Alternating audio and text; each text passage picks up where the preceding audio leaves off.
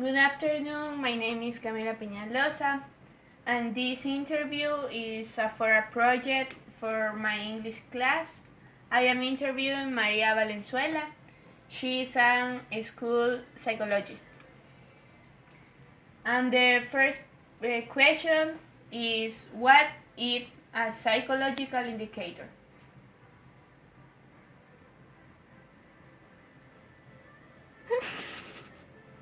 Maria Valenzuela, and well, you can we can say that psychological indicators we have a lot of them, but the most that we have in school is the social, that is very very important in the development of a child, and also the emotional. Both are important on student of school. So social and emotional indicators are very important for school age children. Okay, the next question is, how is the children's behavior supposed to be in school?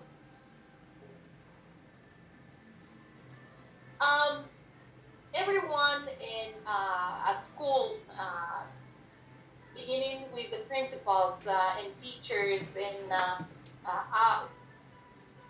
psychologists, we think that, and everyone thinks that, and we are in agreement that school success for students at any level involves being able to socialize. The first one is socialize well with the class group. Then is to complete and perform the work provided in a timely fashion and correctly. Stay organized and on track with what is coming in assignments, and to follow the school and classroom rules. That is a very important point that we work a lot with children, because if they follow rules, everything is okay. And in a perfect student, it's also having a positive attitude. That's the optimus development of a child, how a child is supposed to be in a class. That's it. That's what we want to get from students. That's the main part of being at school. Okay, and the next question is which are the main indicators of bad behavior in children at school?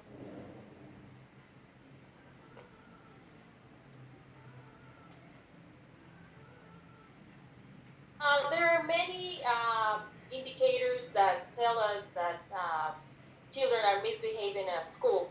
But what I can say is that the classic signs of bad behavior in school are often the same signs used to make an early diagnosis of a condition.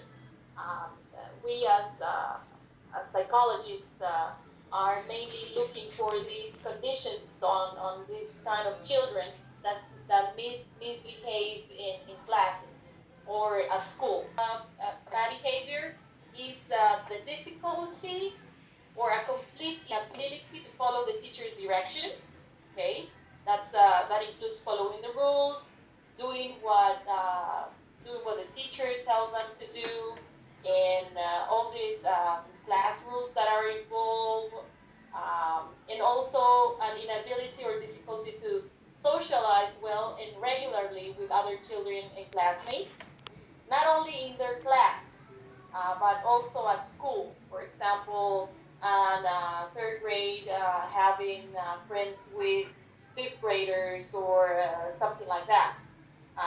The other thing is that the child verbalizes that he or she is a failure, or hates school and doesn't want to go to class. That's another indicator. When they are putting excuses on, or making excuses that they're feeling bad, that they're feeling sick, that they need to go to the bathroom, making excuses not to be in class. Um, the other indicator is that the child is spending more time in the principal's office, for getting in trouble than time in class, for example. They make excuses or they misbehave just because they want to be out of class. They spend time either in the psychologist's office or the principal's office. They get in trouble and they miss classes, and that's the purpose of them. Not spending time in classes, right? Um, the other indicators that they expect awards, and they don't seem to have an impact or changing their behavior. Okay, when we give them, for example, okay, you finish this homework or you're finished this task, and it doesn't mean anything to this kind of children. Those are the classic signs of bad behavior at school. Okay, and the next question is, which are the main indicators in the development of a school life of a child?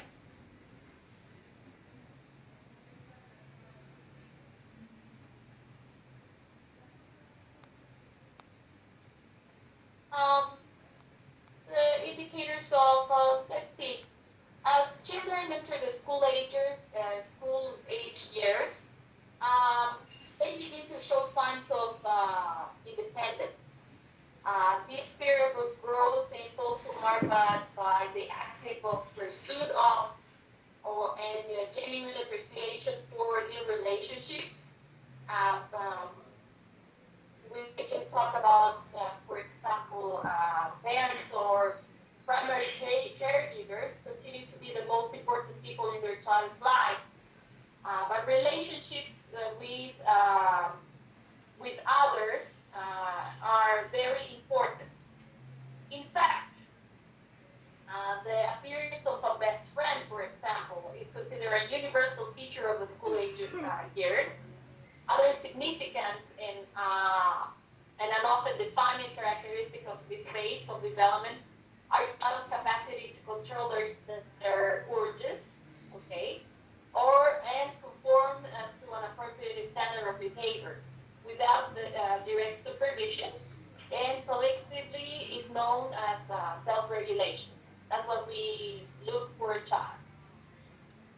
Okay, and the other question is, why children are misbehaving?